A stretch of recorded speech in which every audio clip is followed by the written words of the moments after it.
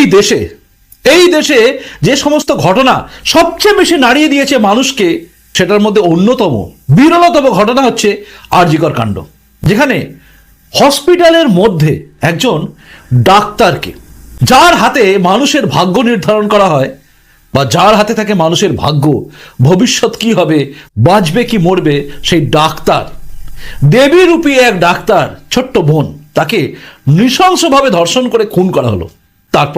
তারপর অনেকগুলো দিন কেটে গেল, 5 মাসের ওপরে চলে গেল, এবং শেষে জানা গেল আজকে সাজা ঘোষণা।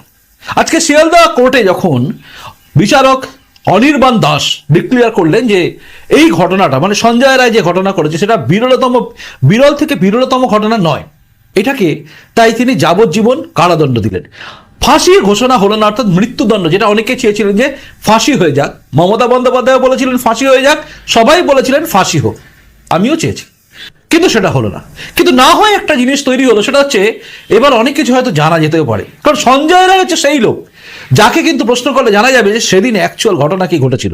আজকে যখন তার যাবজ্জীবন কারাদণ্ডের সাজা ঘোষণা করা হলো, তখন কিন্তু যে জায়গাগুলো সামনে আনা হলো সেগুলো হচ্ছে আপনাকে শুনতে হবে, তারপর বুঝবেন আপনি যে কোথায় সঞ্জয় রায় জড়িত।